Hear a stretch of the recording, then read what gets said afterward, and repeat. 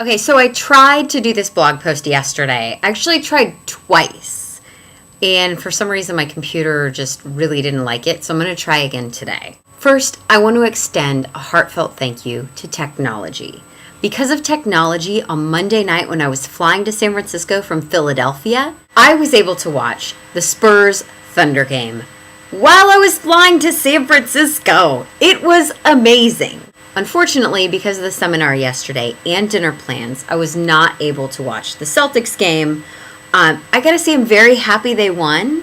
I'm surprised. I certainly didn't think they were gonna win in Miami. The position that they're in, just like the Thunder, you gotta win one on the road. So I'm happy that they won. Still very surprised. Gonna stay firm to my commitment to me believing that Miami is gonna take the series. It's looking far less likely now. I said they would take the series, and I don't want to be a flip-flopper because I don't like it when people do that. I picked Miami in 6, which obviously is not going to happen now, but I'm still going to go with Miami. I'm actually going to pick the Thunder again tonight because they're at home, and I love them. The topic that I've now tried to blog about, this will be the third time, is Justin Blackmon's arrest, his DUI arrest. Now, this isn't going to be a social commentary. Obviously, drinking and driving is bad. I don't want to paint this as something that isn't bad. I also don't want to paint this as an athlete issue. This is a problem that's really prevalent throughout our society, and I don't want to discount that. But I do want to talk about the unique nuance of an athlete getting pulled over for a DUI. And this is not just like any sort of DUI arrest. Blackmon was arrested for an aggravated DUI, which actually means that his blood alcohol content was 3 times the legal limit. So he wasn't a little bit tipsy. This wasn't 2 beers at dinner, driving home, getting stopped at a DUI checkpoint. This is driving 60 miles an hour in a 35 mile an hour zone in the middle of the night, early Sunday morning. This is DUI number 2 for Justin Blackmon. When I heard about it, it really bothered me. But not because it's a bad thing. It is a bad thing. But I would say as a sports fan, like, it doesn't really surprise me when I hear about an athlete being arrested for something.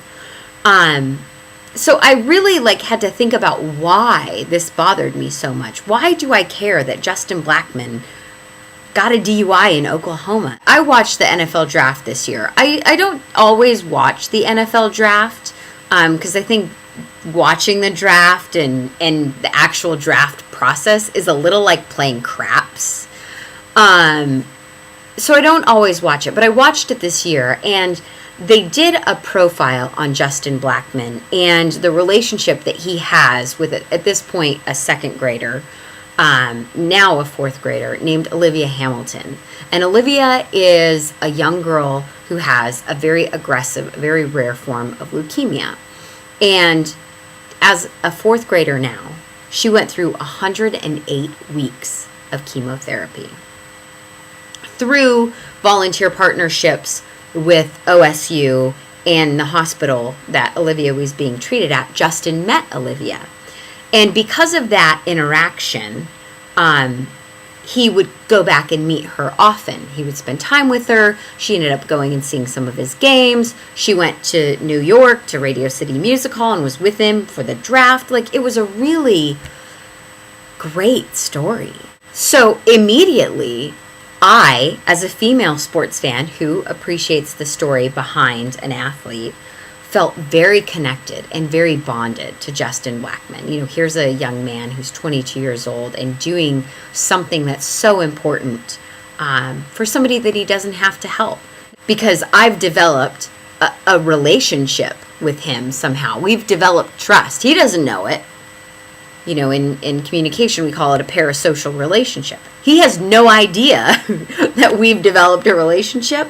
But I like Justin Blackmon. I trust Justin Blackmon because I saw a 3-minute story 3 months ago about something great that he did.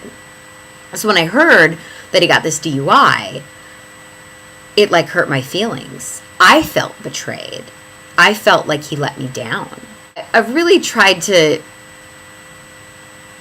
to let go of the emotion associated with that, because clearly Justin Blackmon has no allegiance or obligation to me. What is sad and scary is that this isn't an isolated incident for him. He hasn't signed his contract with the Jaguars yet. But now he gets arrested for the second time.